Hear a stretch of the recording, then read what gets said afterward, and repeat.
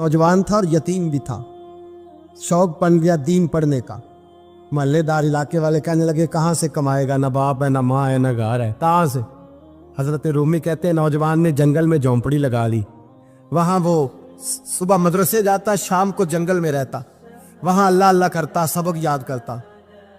एक दिन बादशाह की बेटी रास्ता भूल गई, जंगल में आई सहेलियों के साथ, बॉडीगार्ड भी साथ थे पर रास्ता भूल गई। खोती खोती शाम हो गई, ऐसी खोई कि जब रात गहरी हो गई तो आके उस नौजवान के पास रुकी और चिल्लाने लगी।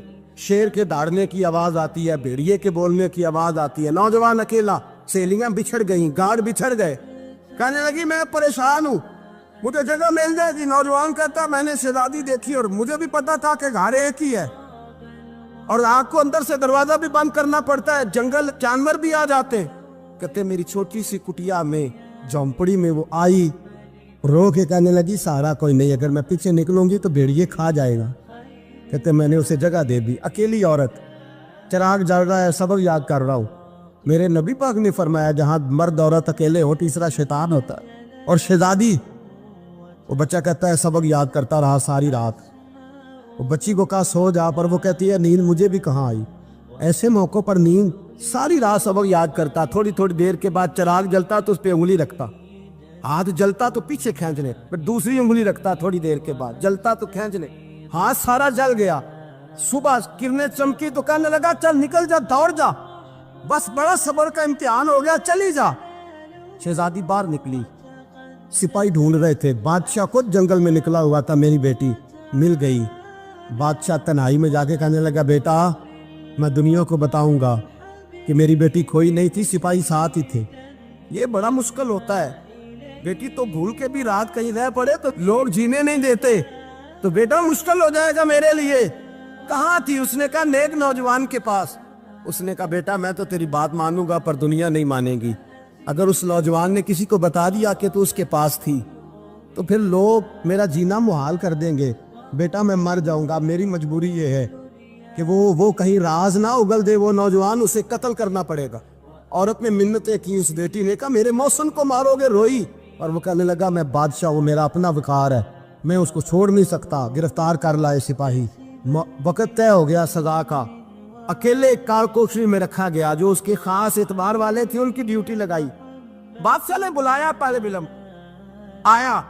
औरत कहने लगी, बेटी कहने लगी एक दफा तो बुलाओ ना, एक सवाल बस पर्दे में रह के पूछना है और फिर जो आपका जी चाहे। मेरे मौसम को मारना तो है, तो मर्जी आपकी।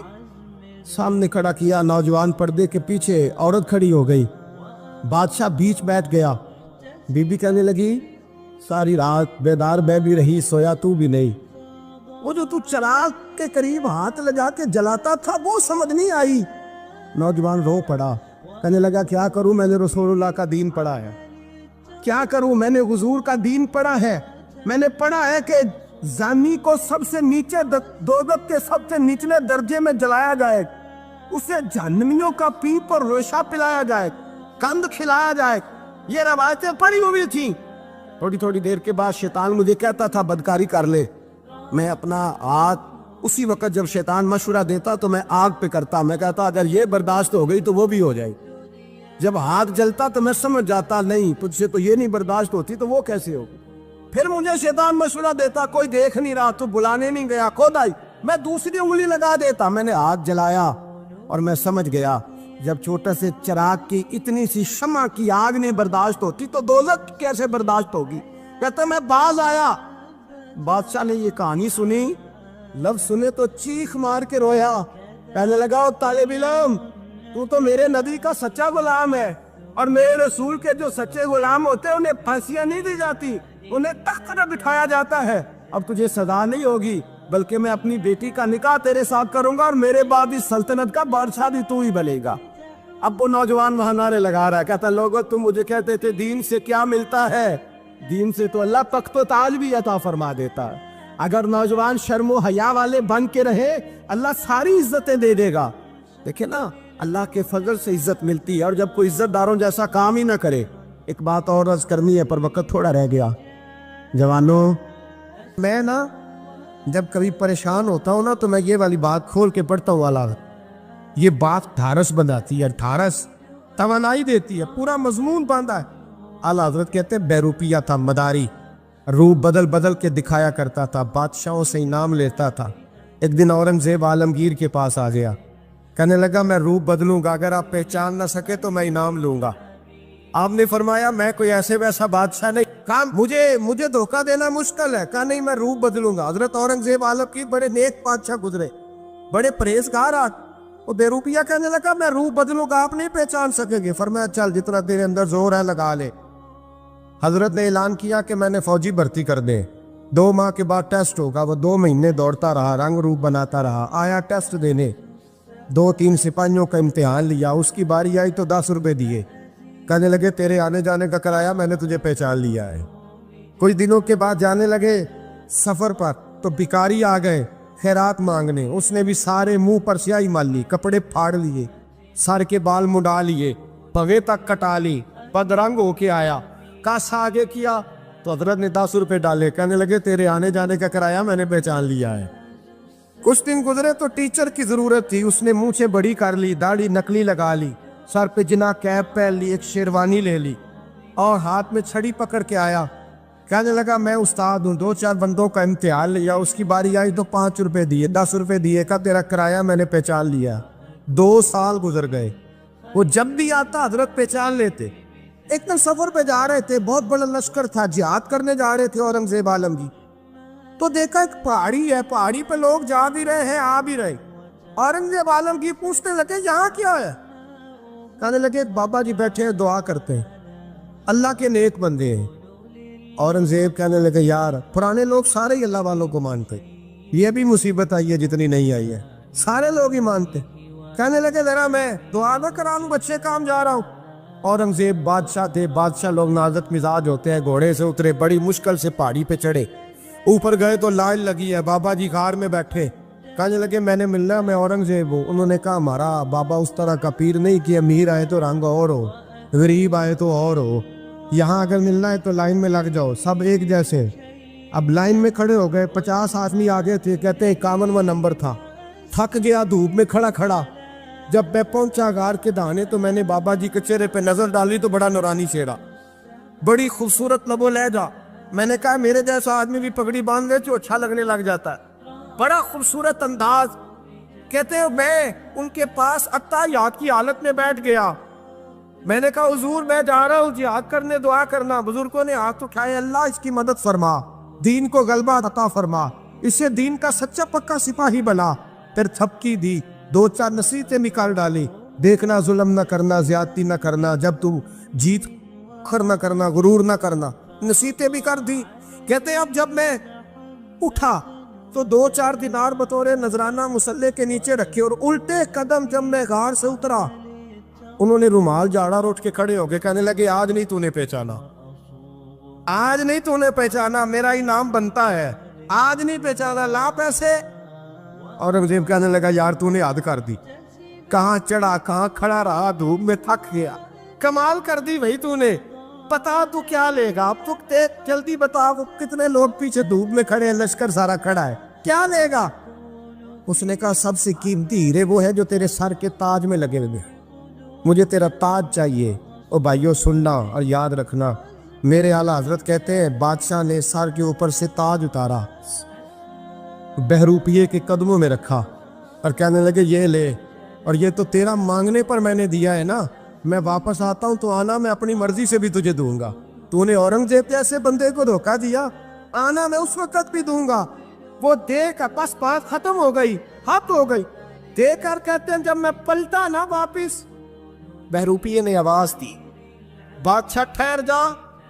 تو میں نے پلٹ کے دیکھا تو کہنے لگے یہ اپنا تاج لے جا, اٹھا اور لے جا.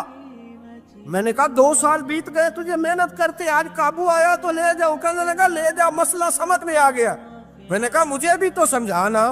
کہتے ہیں وہ پھوٹ پھوٹ کے رویا, اس کی آنکھیں برس پڑی, سیلاب کی طرح آنسو بہہ نکلے, تڑپا اور رو کے کہنے لگا بادشاہ میں نے جھوٹ موٹ رسول اللہ کی غلامی اختیار کی تھی, جھوٹ موٹ کی داڑھی, جھوٹ موٹ کی پگڑی, جھوٹ موٹ کا فقر, میں نے جھوٹ موٹ نبی پاک کا لباس پہنا ہے, تو تیرے جیسے بادشاہوں کے تاج میرے قدموں میں آ گئے ہیں. اگر میں سچ مچ رسول اللہ کا غلام بنوں گا تو اللہ کیا کچھ عطا فرمائے، اللہ کتنی نعمتوں سے نوازے۔ میرے اعلیٰ کیا فرماتے ہیں؟ اعلیٰ حضرت فرماتے ہیں فرشتے بھی کرتے ہیں تعظیم میری۔ کون جی؟ اللہ ایسا عقیدہ بھی کم ملے گا جو بریلی کے امام کا عقیدہ ہے، ایسا بھی کم، کہتے ہیں فرشتے بھی کرتے ہیں تعظیم میری۔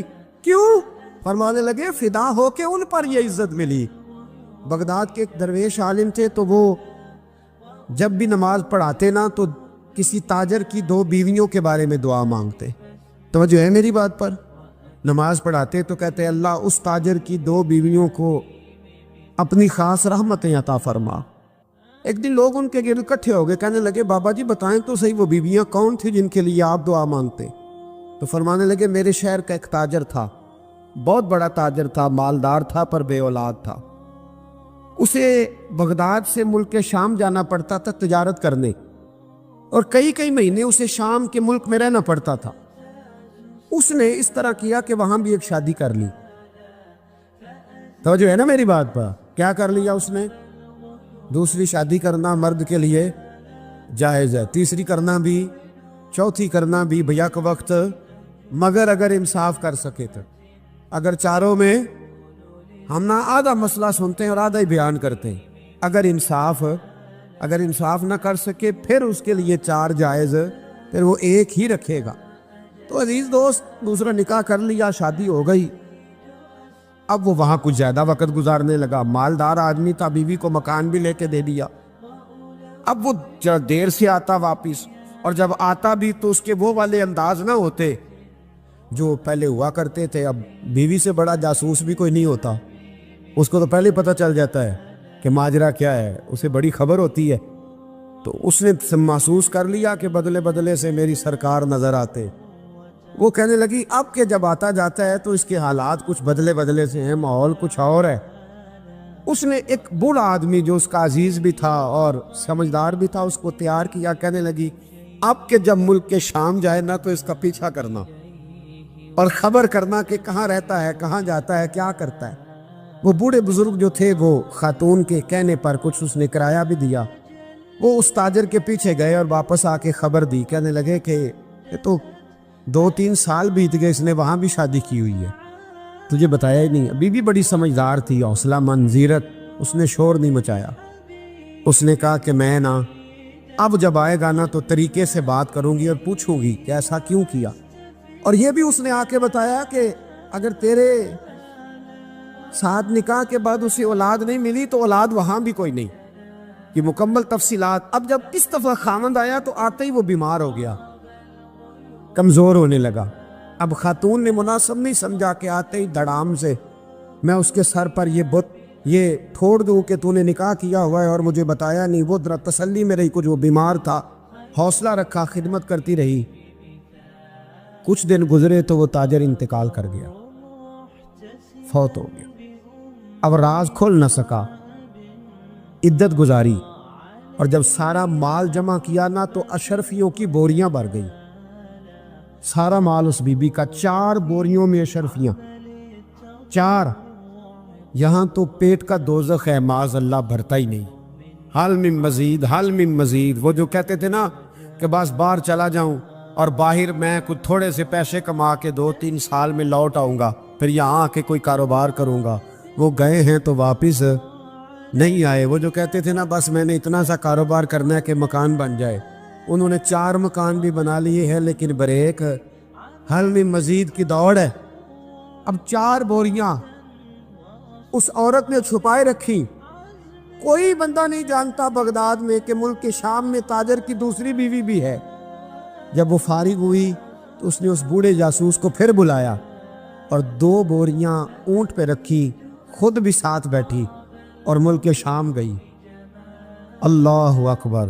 وہ بزرگ کہتے ہیں میں ایسے نہیں دعا کرتا، اس کو جا کے کہنے لگی میں اکیلی وارث نہیں ہوں، آدھے کی وارث تو بھی ہے، میں اکیلی وارث نہیں، یہ تقسیم وراثت ہے، آدھی کی وارث تو بھی ہے، تو رکھ اپنے پیسے، مجھے پتہ ہے اس نے نکاح کیا تھا پر مجھے بتایا نہیں تھا، تو رکھ اپنے پیسے، میں تجھے دے رہی ہوں، آدھے تیرے ہیں آدھے میرے ہیں۔ اس نے نظر اٹھائی تو رو پڑی، کہنے لگی نہیں اب یہ سارے تیرے ہی ہیں، اگر تو اللہ سے ڈرتی ہے تو میں بھی رب سے ڈرتی ہوں، اگر تو مصطفیٰ کریم کا کلمہ پڑھتی ہے تو میں بھی اسی نبی کی ماننے والی ہوں۔ کہا بات کیا ہے، میرا کیوں ہے سارا؟ تو وہ خاتون کہنے لگی وہ 2 سال 3 سال سے میرے ساتھ نکاح تھا اور اس نے بتایا تھا مجھے کہ میری بیوی بھی ہے، اور میں غریب تھی تو میرے والدین کو بھی بتایا تھا کہ میری دوسری شادی ہے۔ یہ مکان اس نے مجھے لے کے دیا تھا، میرے تمام اخراجات وہ پورے کرتا تھا، نان و نفقہ کا خیال رکھتا تھا، لیکن اب کہ جب وہ آیا تو وہ بیمار تھا۔ اس نے مجھے بتایا کہ مجھے طبیب نے بتایا ہے کہ میں شدید بیمار ہوں، شاید بچ نہ سکوں۔ تو کہنے لگی وہ مجھے کئی لاکھ روپے بھی دے گیا اور جاتے دفعہ مجھے طلاق بھی دے گیا، فارغ کر گیا۔ کہنے لگا تو جہاں چاہے میرے بعد نکاح کر سکتی ہے، اور کہنے لگا میں چاہتا تھا پہلی بیوی کو بتا دوں، موقع نہیں بنا اور اس کا دل نہ ٹوٹے، بتا نہیں پایا، لہذا وہ مجھے ڈھیر سارے پیسے دے چکا ہے، سارا میرا حصہ مجھے پہلے سے دے چکا ہے۔ میری بہن اب یہ 4 بوریوں میں سے 2 میری نہیں بلکہ 4 کی 4 ہی تیری ہے، تو ہی اس کی حقدار ہے۔ تو بزرگ کہتے ہیں مجھے بتاؤ جن کے اندر اس قسم کے تقوی کی جھلک ہو ان کے لیے ہر نماز کے بعد دعا مانگنی چاہیے کہ نہیں مانگنی چاہیے؟ حضرت عمر کے زمانے میں ایک نوجوان تھا، نیک تھا، مسجد جایا کرتا تھا رات کو۔ تو مسجد جا رہا تھا تو رستے میں ایک عورت نے دعوت گناہ دی، ابن عساکر نے اس کو لکھا ہے۔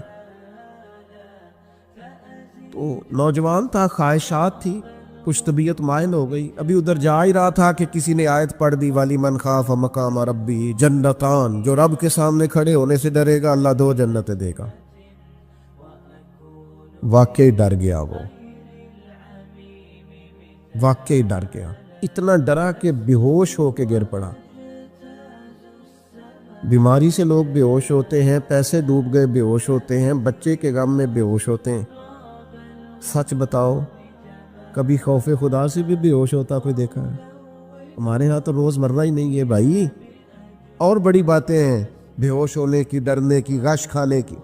بے ہوش ہو کے گر پڑا، بوڑھے باپ کو کسی نے بتایا بچہ بے ہوش پڑا ہے، اٹھا کے گھر لائے، گھر لا کے کہا بیٹا کیا ہوا؟ نوجوان ہے، چڑھتی جوانی ہے پر پاکیزہ بڑی ہے۔ کہنے لگا ابا جی گناہ کی طرف چلا گیا تھا پر میں نے آیت سن لی جو اللہ کے سامنے کھڑے ہونے سے ڈرے گا رب 2 جنتیں دے گا، میں ڈر گیا تھا، رب واقعی 2 جنتیں دے گا۔ باپ رو پڑے، ابا جی کی آنکھوں میں آنسو آئے اور کہا پتر اللہ بڑا مہربان ہے، اس کے وعدے سچے ہیں، واقعی 2 جنتیں دے گا۔ اس نے پھر ایک چیخ ماری اور اس طرح کی ماری کہ اس کی روح ہی پرواز کر گئی، روح ہی پرواز کر۔ کشتگان خنجر تسلیم را، عشق کی خنجر سے قتل ہو گئے لوگ۔ صبح حضرت عمر کو پتہ چلا کہ انہوں نے تو رات جنازہ بھی پڑھ دیا، تدفین بھی کر دی۔ جناب عمر فرمانے لگے اتنا نیک نوجوان خوف خدا سے دنیا سے چلا گیا، مجھے کیوں نہیں بلایا میں جنازہ پڑھتا؟ فاروق اعظم فرما رہے ہیں میرا شوق تھا میں اس کا جنازہ پڑھتا۔